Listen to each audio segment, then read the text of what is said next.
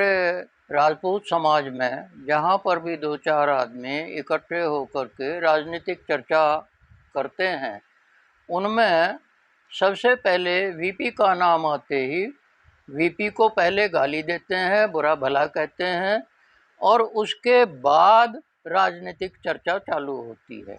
ऐसा क्यों? उसके व्यक्तित्व के बारे में प्रायः उसके व्यक्तित्व के बारे में जो हमारे सामने आम पब्लिक के सामने बात आई है कि जो काशी के विद्वान लोग थे, उन्होंने सबसे पहले उसके चरित्र को, उसके कारनामों को देख करके उन्हें राजर्षि की उपाधि दी थी, जो संभवतः दूसरे नंबर की इन्हीं के पास ये उपाधि आई है। दूसरी बात यह है कि इनको राजनीतिज्ञों ने भी राजनीति का चाणक्य वीपी को उस समय घोषित किया था। इतनी साफ छवि के आदमी पर इतना आक्षेप क्यों, इतने नाराजगी राजपूतों को क्यों, ये हम स्पष्ट करना चाहते हैं। मैं अक्सर अपने भाइयों से पूछता हूँ कि उनकी गलती क्या है, किस वजह से उनको आप गाली या ये बुरा कह रहे हैं। अक्सर आता है कि उन्होंने एक ही जवाब है कि मंडल आयोग की सिफारिश क्यों लागू कर दी।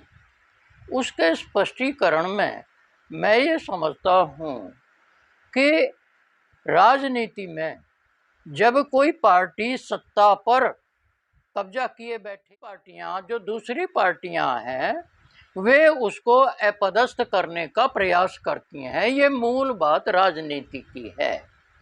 उनके सामने भी इसी प्रकार की स्थिति आई और उन्होंने अपना एक ऐसा परिचय दिया कि उस लड़ाई को उसी रूप में लड़ा।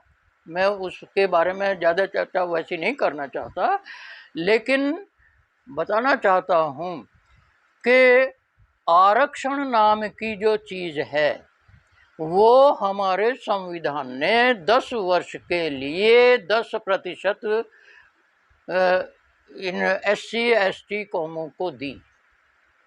उसमें कोई किसी को ऐतराज़ नहीं हुआ, लेकिन ये पार्टी जो सत्तासीन पार्टी कांग्रेस थी, वो हर बार जब इलेक्शन का टाइम होता, उससे पहले आरक्षण कुछ प्रतिशत बढ़ाते बढ़ाते चले गए और वो उसकी सत्ता बराबर अक्षुण्ण बनी रही। उसमें इस हथियार को चलाते चलाते दूसरे किसी राजनीतिक या दूसरी पार्टी के दिमाग में ये बात नहीं आई कि ये एक हथियार के रूप में बढ़ता जा रहा है आरक्षण। उस आरक्षण को जब 22-22.5% तक पहुंच गया, तो 22.5 के बाद में वीपी सिंह जब प्रधानमंत्री बने, उन्होंने इस हथियार को अपना करके इस 22.5 को 28.5 तक कर दिया। 28.5 तक करने के बाद इस आरक्षण को सारी जो सत्तासीन पार्टी थी, जो उसका जहाँ जहाँ तक प्रभाव था, वहाँ पर सब ये दुष्प्रचार किया गया और अखाड़ा जो था उसके विरोध में चालू कर दिया वीपी के। यहाँ तक कि जो उनकी यूनियनें थी, यूनिवर्सिटीज़ में, कॉलेजेस में, शिक्षा संस्थानों में, जो उनके कांग्रेस पार्टी की वो गहरी जड़ बड़ी थी, उनके द्वारा आंदोलन कराए। एक आध लड़के का जो बीमार भी था, उसका कोई किसी तरह से वहाँ डेथ होगी तो उसका भी दुष्प्रचार करके वीपी के मध्य उस आंदोलन का ही उसका विषय बना दिया और उसको बहुत ज़्यादा कि ये विद्यार्थियों का सत्यानाश हो रहा है, कैरियर का ख़त्म हो रहा है, ये हनन हो रहा है, ये सब बातें सब प्रचार में उन दिनों आई थी। लेकिन हुआ क्या कि उस समय उस आरक्षण लागू करने से ओबीसी वगैरह को जो ये आरक्षण दिया गया, उसके हथियार चलने से कांग्रेस कमज़ोर हुई, अपदस्थ हुई और उस शक्ति को फिर दोबारा नहीं प्राप्त कर पाई। आज तक भी कांग्रेस जो है पतन की दिशा में ही बराबर बढ़ रही है। तो इस बात पर तो हमें अपने आदमी पर गर्व करना चाहिए कि वो एक युद्ध में सफल हुआ है, अकेले ने वो युद्ध जो है वो जीता है। फिर हमें ये तो बताओ कि मंडल कमीशन में आपको क्या परेशानी हुई? उन्होंने केवल में थी, उनको ये कमीशन में जगह दी गई थी कि वो परसेंटेज के हिसाब से उनको आरक्षण दिया जाए।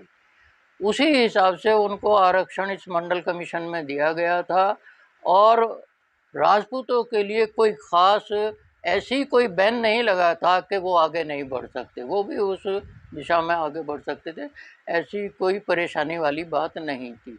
दूसरे ओर उस समय तक राजपूतों के बच्चे जितने थे, आम राजपूत के बच्चे ज़्यादातर ज़मीन जायदादों से जुड़े हुए थे, सब कुछ उनके पास था, तो शिक्षा में भी उतने नहीं जा पा रहे थे, जितने जा रहे थे वो अपनी योग्यता पर आगे खूब बढ़े हुए थे, वो सब आ गए थे। तो ये ऐसी कोई दोष वाली बात नहीं थी राजपूतों के लिए। ये मंडल कमीशन लागू करने से हमें ओबीसी को साथ लगाना था, अपनी पावर बनानी थी।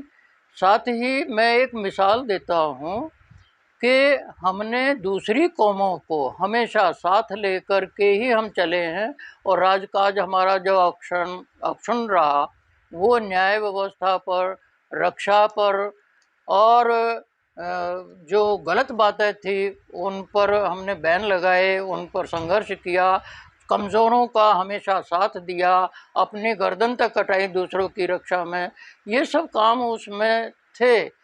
तो राम का ही एक उदाहरण मैं देता हूँ कि राम को वनवास मिला।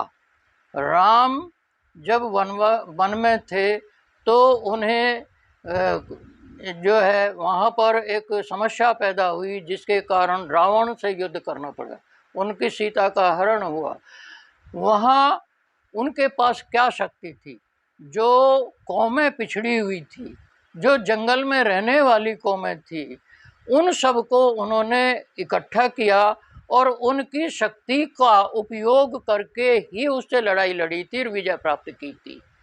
तो हमेशा राजपूतों की ये नीति रही है कि जो पिछड़ी कौमें हैं, जो कमज़ोर कौमें हैं, उन सबको साथ लेकर के ही हम आगे बढ़ते हैं। और आज मंडल कमीशन का विरोध की बात जहाँ तक आती है, पार्लियामेंट में जब ये विधेयक लाया गया तो वहाँ पर सभी पार्टियों का, विपक्ष और पक्ष सभी का समर्थन प्राप्त था इस सिफारिश की पर।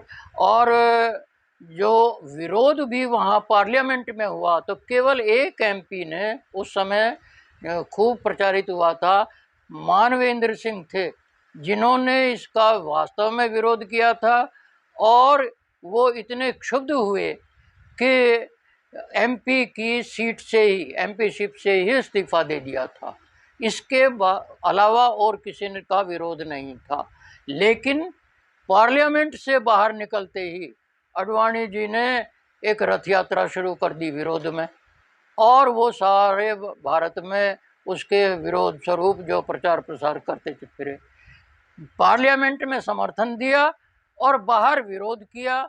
ये वो लोग हैं जो हमें बराबर बैकवर्ड बना रहे हैं, हम भी पीछे पिछड़ रहे हैं और जो हम में से आगे बढ़ने के तत्व हैं उन सब पर पानी फेर रहे हैं। यही हमारी आजकल की दशा चल रही है। हमें इस पर सावधान रहना होगा, हमें हर आदमी को अपने को जागरूक करना होगा और शक्ति अर्जन करनी है तो हमें खुद तो संगठित होना ही है, दूसरी कौमों को भी कमजोर। ऐसे ही वीपी सिंह प्रधानमंत्री बने, उप प्रधानमंत्री देवीलाल जी को बनाया गया। देवीलाल जी ने अपने चांस देखते हुए उनका अंदर खाने विरोध शुरू कर दिया। उन्होंने अंदर खाने जो बात की और यहाँ तक भी किया कि उनके ऊपर एक आरोप भी लगाया कि उनका पैसा उनके लड़के अजय के नाम पर स्विस बैंक में जमा होता है। तो इस पर वीपी सिंह ने सिर्फ एक ही बात की थी, उन्हें उप प्रधानमंत्री पद से क्या मतलब वहाँ से निकाल दिया गया और उसको कहा कि आप हम वहाँ अजय के नाम से या हमारे नाम से अगर कोई वहाँ पैसा है स्विस बैंक में तो उसको आप वहाँ से लाइए और वो सीधा गवर्नमेंट के खजाने में जमा कीजिए, हमें कोई ऐतराज़ नहीं। लेकिन उसमें से कुछ भी साबित नहीं हुआ और वह केवल झूठा प्रचार मात्र था अपना चांस लेने। मेरा मानना है कि राजपूतों को जो मैंने ये वीपी सिंह के बारे में अनुभव किया था उस समय और आम पब्लिक में प्रचारित भी था, उससे वो सब कुछ मैं आपके सामने रखा है। अब इस सब पर अपना अध्ययन करके चिंतन मनन करके ये तय करें कि वास्तव में वीपी सिंह एक महान व्यक्ति थे और हमारे राजपूत के नेता बनने के योग्य थे। दूसरे में हम किसी पर अभी आज तक किसी नेता को नहीं मानते आए हैं। तो हमें ये तय करना होगा कि हम ये सब संगठित होकर के उन आकलन करें, चिंतन मनन करें, अपने बच्चों को समझाएं कि वास्तव में अपने इतने साफ सुथरे छवि के आदमी को कभी भी उनकी बुराई सहन नहीं करेंगे। उन पर जो आक्षेप लगाए गए हैं, झूठे आक्षेप लगाए हैं, वे झूठे साबित भी हो चुके हैं। तो अब तो कम से कम हमें ये समझ ही लेना चाहिए कि वे हमारे नेता थे और उन्होंने हमारा सर ऊंचा किया है अपने कारनामों से। हम चाहे जहाँ पर हैं वहाँ पर गौरवान्वित होते हैं। ये हमें अपने बच्चों को बताना है।